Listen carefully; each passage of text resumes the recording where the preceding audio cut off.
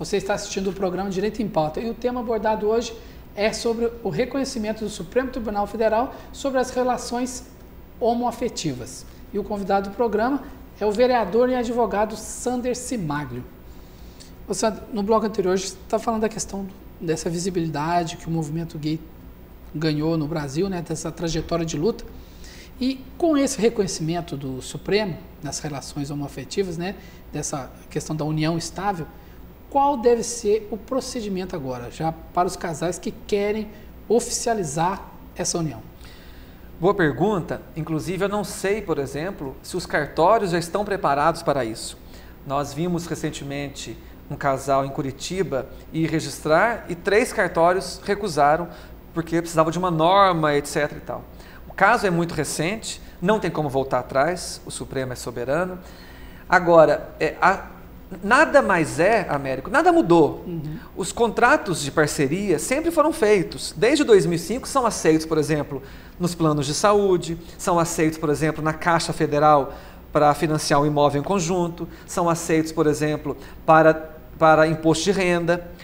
O que vai mudar agora é o status de parceria, por exemplo, de contrato de parceria para a união estável. Aquela antiga união estável definida na Constituição entre homem e mulher. Então, os casais homoafetivos, homossexuais, que já possuem esse contrato, vão transferir esse contrato, vão transformar esse contrato em união estável.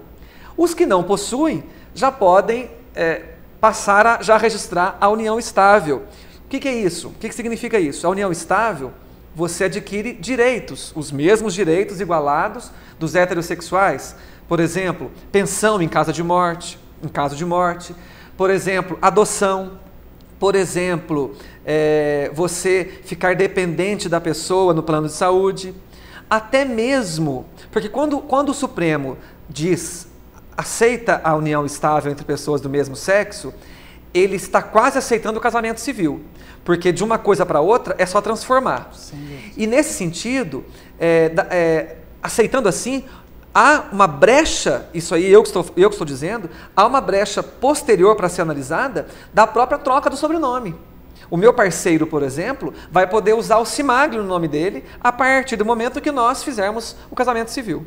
Sem dúvida. E já que você chegou até mesmo a citar, né, essa questão de direitos, anterior a isso, ao contrato de parceria e agora esse reconhecimento, como era a situação das pessoas que tinham uma convivência, mas não tinham esse amparo legal?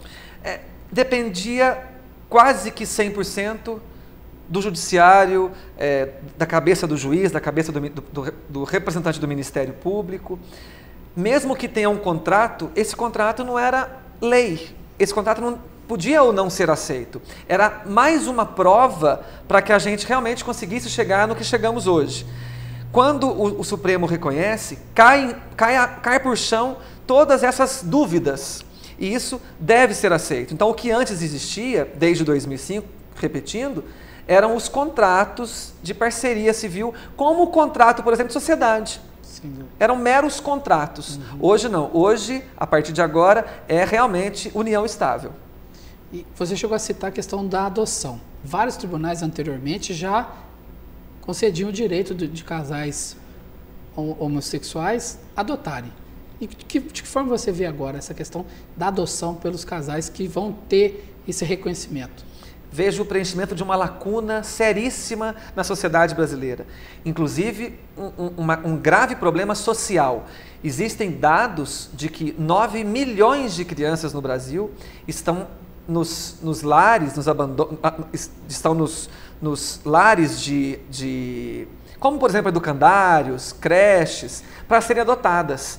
E que a burocracia da lei não permitia, por exemplo, que um casal homossexual adotasse uma criança. Dependia muito da boa vontade de quem julgava, do julgador. Agora não. Agora, com o reconhecimento da união estável, casais homossexuais podem e devem entrar na fila da adoção. Isso também é um avanço que refletiu na decisão do Supremo Tribunal Federal desse julgamento, reflete na adoção, que para mim é um dos grandes ganhos, não só para os homossexuais, como para toda a sociedade brasileira, onde nós vamos poder deixar as crianças terem um lar. E na questão, né, desse direito adquirido, mas anterior a isso, paralelo a esse, quais os direitos nessa trajetória de lutas que os homossexuais conseguiram no Brasil? Quais os direitos que você poderia listar, os mais importantes, além desse, é lógico, do reconhecimento da união estável? É uma pena eu te dizer aqui que, enquanto cidadão gay no Brasil, antes dessa decisão, eu era um cidadão apenas de deveres.